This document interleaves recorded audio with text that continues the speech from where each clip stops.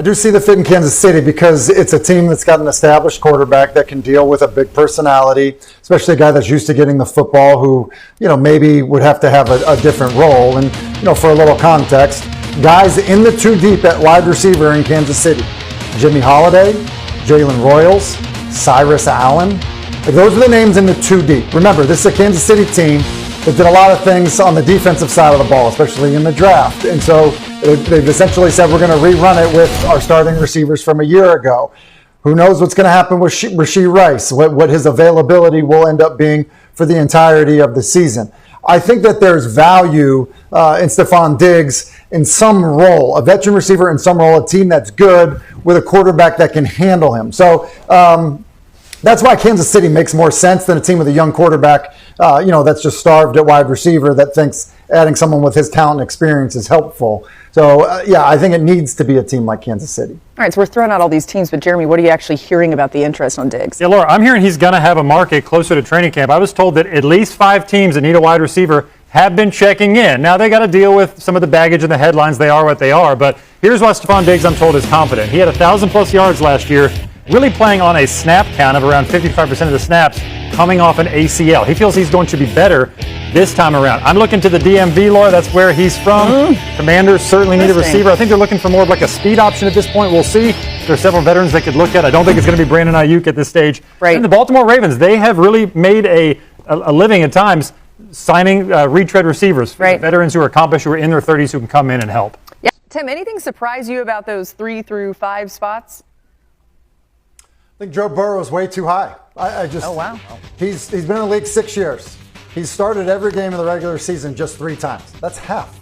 So, to think that he's in this rarefied air inside the top, 5 with guys that, consistently play at an MVP level, that are always, seemingly available, that's really surprising to me. And just for a little context, Jared Goff is all the way at 9. Over the last 4 years, Jared Goff is averaging over 4,500 yards, passing and over 30 touchdowns in the season.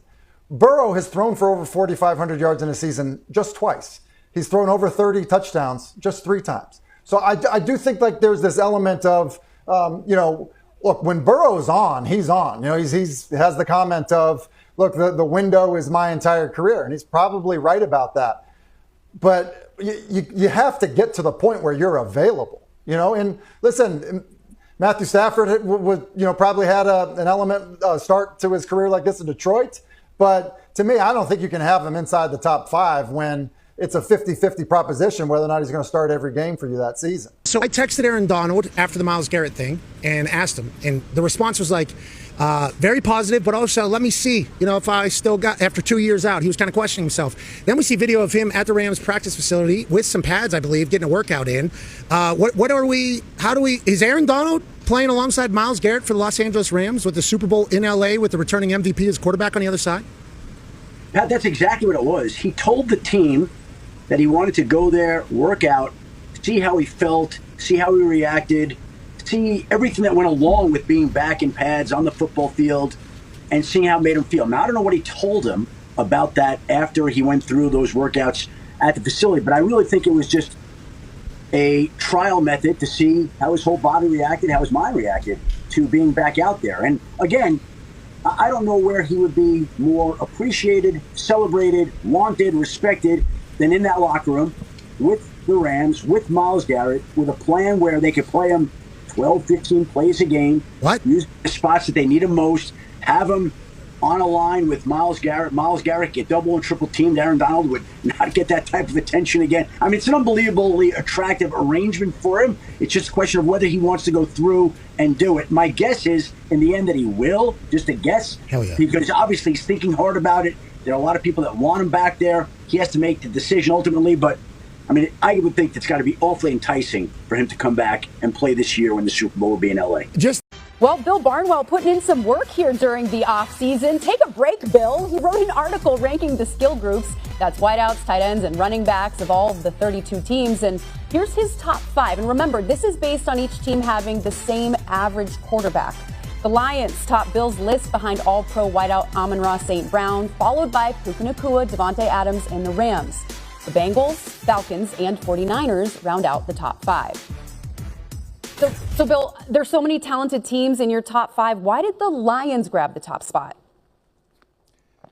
It's just that combo of great depth and then high-end talent. Of course, running back, Jahmyr Gibbs, you're not going to get many arguments. If not the best back in football, probably top 2, top 3.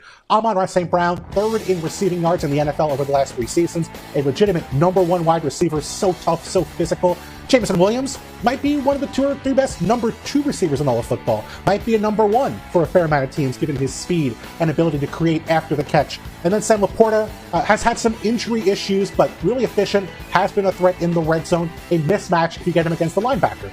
Even their number 5 guy, Isaac Tesla, who didn't play a ton last year. Felt like every time we saw him play, he was making a leaping catch for a touchdown in the end zone. So just think the upside here, the floor is high, the ceiling is high. Just a really fun group of players for Jared Goff to throw to.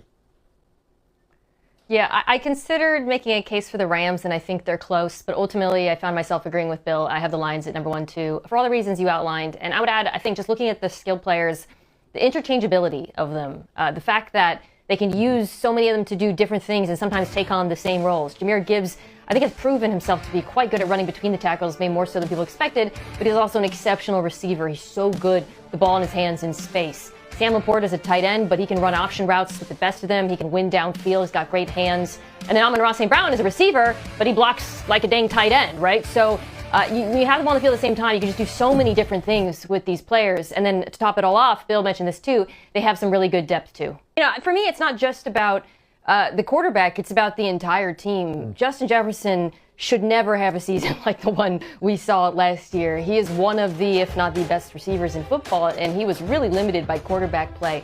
To put it in perspective, throwing to Justin Jefferson, J.J. McCarthy had an off-target rate of 28%. That is about twice what Sam Darnold's off-target rate was throwing to Jefferson, and the same with Kirk Cousins. It was mostly not his fault, and frankly, you could see him get frustrated as the season went on. So if Kyler Murray brings even average quarterback play, which I think he is capable of, whether or not that ceiling looks more like it did in 2020, has to do with a variety of factors, including his deep ball coming back. To me, that's a massive upgrade, and it's so important for this group of talented wide receivers to play with a competent quarterback. Do you agree with Brady that Brown is set up for better success in New England?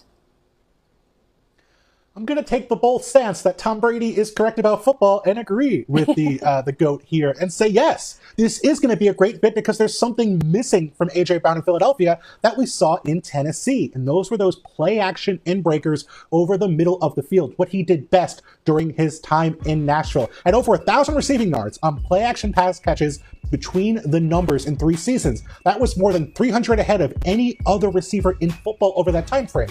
Now in Philadelphia, much discussed, Jalen Hurts does not typically like to throw those digs, those in-breakers. But last year, the quarterback who led the entire NFL in play-action passes over the middle of the field was Drake May, who is a perfect fit now with this wide receiver in A.J. Brown. We're going to see more of that, more of those throws behind the linebackers, those layered passes that are so important for some NFL quarterbacks, really essential for Drake May. Perfect fit here with A.J. Brown. Is joining us on behalf of American Century Golf Championship, getting a little golf in before training camp. We will get to the football side of this, Kyle, but first of all, I know you're a pretty good golfer. That's the word on the street, but how would you describe your game? First off, thanks for having me on. I don't want to overestimate my abilities, but I mean, I can hit a golf ball. I'm not going to say I'm the best out here. Don't really feel like I have a chance to win, but I'm going to try. I love it. Hey, we wish you the best of luck. We'll keep an eye on the results. Now, you do have a new head coach in Jesse Minter, as I mentioned. What's it been like with Minter and new DC Anthony Weaver taking over the defense and some of the changes that they've implemented? It's been great so far, honestly. It's been seamless. Obviously, both Jesse and Weave have been in Baltimore before and understand what the culture is and the culture that's been set by previous coaches, previous players, mostly, Ed Reed, Ray Lewis, Haloti Ngata, all those guys have kind of made the Ravens what they are today and what we strive to be. So it's been great, and they have a great plan for us, and I'm excited. Yeah, speaking of that plan, we've seen you lined up at almost every position on defense. It's one of my favorite things about your game. Should we expect more of that this season? I mean, I would assume so. It's always week to week, depending on how the season's going, depending on what the opponent does and what we feel like we most need from me. I feel like the coaches do a great job of simplifying it as much as they can for me, and it's just wherever it happens on a week-to-week basis. I talked about Trey Hendrickson joining this team. What have you seen so far from him? And based off of that, how would you expect him to impact the squad? Yeah, I mean, I don't know what year Trey is in. I think it's 11 or something like that, 12 maybe. But I mean, he's been doing it the whole time he's been in the league, and I expect more of the same, and I know he does, if not more, for himself. And it's a big boost of energy and talent that we get just having him on the team, and he can even mentor younger guys coming off the edge like Mike Green. I know they've already had some friendly competitions here and there in the spring, so I'm excited for what he's going to bring to us.